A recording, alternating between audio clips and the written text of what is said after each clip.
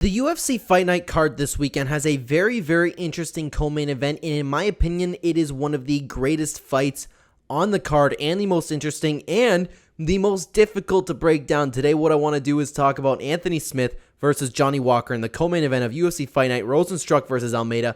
I am so excited for this fight, and I don't know what to think about it, but we're going to break it down in just a second. I do want to say before we get into it, hello everybody, and welcome back to another video. If you are new here, my name is Kyle. I'm your guy with too many YouTube channels. Let's talk about this fight. Okay, so I have Tapology up here, and I want to talk about the tale of the tape. So the odds as of right now are near even, and that's where I'm really looking at the fight so far because it's a coin flip fight for me. Anthony Smith, 34 years old, 9 months, 2 weeks, and Johnny Walker in his prime. Anthony Smith is just finally leaving his prime. Both have fought at 205. I know Anthony Smith has a history of changing, but has been at 205 for a long time right now. Both very tall guys at 6'4 and 6'6", excuse me.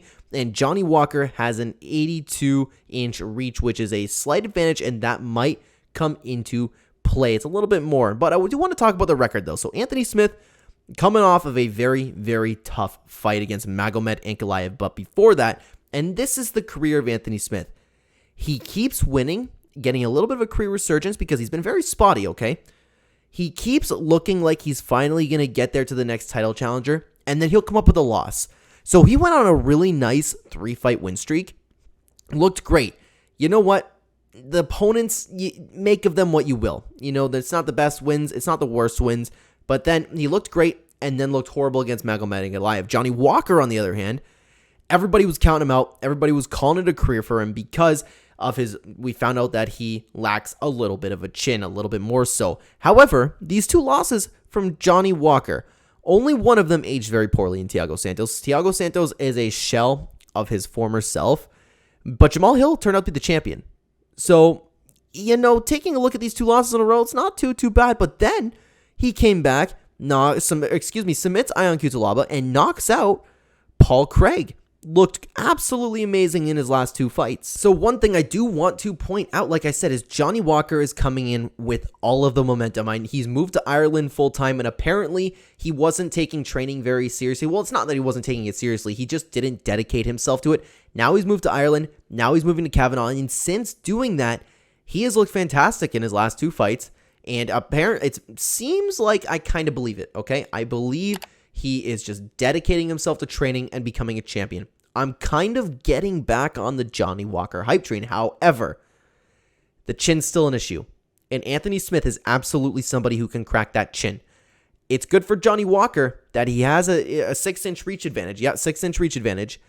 So maybe he'll be able to stay on the outside. But Anthony Smith has that power where he really can catch Johnny Walker. So with Anthony Smith's power, along with the chin of Johnny Walker, that makes me worry. And that's why I'm like coin flipping this fight right now. Anthony Smith, on the other hand, Anthony Smith has so many miles on his body. He has over 50 pro fights, and he is getting out of his prime. He's been dealing with injuries.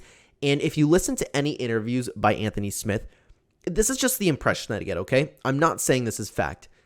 I kind of get the feeling he's not nearly as hungry as he once was, because he's dealt with so much. He's dealt with injuries. He's getting older. He's getting a job on the ESPN desk. You know what I mean? He's actually quite good at what he does. So maybe he's starting to get out of the fight game just a little bit. And Johnny Walker, I get the impression that it's the complete opposite. Like I said, I'm kind of on the train in the sense I believe him that he is completely dedicating himself to training over there in Ireland. He's been looking good. But when you match these guys up, okay, I feel like we have seen some skill from Johnny Walker on the ground recently. But I don't believe that this fight will end up going to the ground. I feel like this will be a stand-up fight and both guys will just be trying to kill each other. I feel like this fight will absolutely end in the first round. The problem is, who's going to come out on top? I feel like Johnny Walker will be more powerful and more explosive, and he will have the opportunity to capitalize on Anthony Smith's maybe like, what do you call it, like wear and tear on the body a little bit. I don't know if Anthony Smith can keep up with Johnny Walker in his prime. And I need to look right now, how long has it been since Anthony Smith has taken his fight? It's been 8 months since his last loss to Magomed Ankalaev. How much has he been training since his injury? Did he just do a 6-week fight camp? Who knows? I don't know, and I don't necessarily trust it. And when I did my full card breakdown and prediction, I was coin flipping this fight. I was like, hey, you know what? If you have a gun to my head, I'm going with Johnny Walker, but other than that, it's complete 50-50. But since then, I've been thinking about it a little bit more.